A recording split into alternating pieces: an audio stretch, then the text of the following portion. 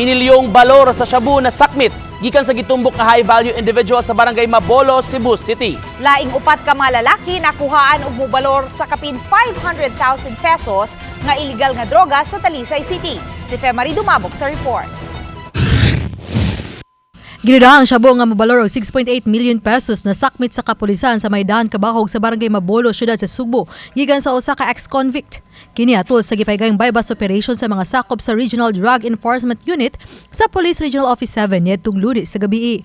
Ang dinakpan mao si Harold Dominio alias Jono, 41 anyos, lumad nga taga Purok 2, barangay Magasi, La Carlota, Negros Occidental, apan kasamtangang nagpuyo sa barangay Mabolo. Sa impormasyon sa kapulisan, ang suspetsado na kumbikto na niadtong tuig 2011 sa Regional Trial Court Branch 30 Dumaguete City sa kasong pagpamaligya og illegal nga drogas. Nakagawas kini sa prisuhan sa tuig 2016 human naka-probation sa kasong giatubang.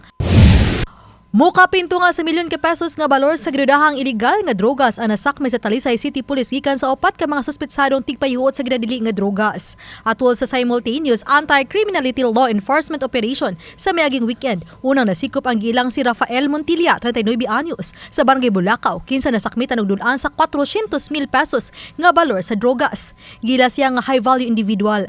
Nasikop sa mga kauban nining usa ka driver nga si George Castillo, 50 anyos. Sunod nga nasikop ang usa ka Kanyeda, gilaw sab nga HVI, taga Barangay Poblasyon. Nasakmitan siya sa kapin 100,000 pesos sa ginadili nga drugas. Nakuha usab sa iyang posisyon ang usa ka paltik nga 45 kalibre nga armas nga may tulo ka mga bala. Arestado usab ang usa ka Mike Manggaron, taga Barangay Tangke, human masakmit ang dulaan sa 100,000 pesos nga balor sa illegal nga drugas. Most of the mga shooting incident is related, drug related. Yes, ma'am. And of course, not only that, last week we have also mga anti-illegal gambling operations. We have also wanted persons. Uban si Cleofer Lumayag og Clans Gabutin, Femari Dumabok, GMA Regional TV Live.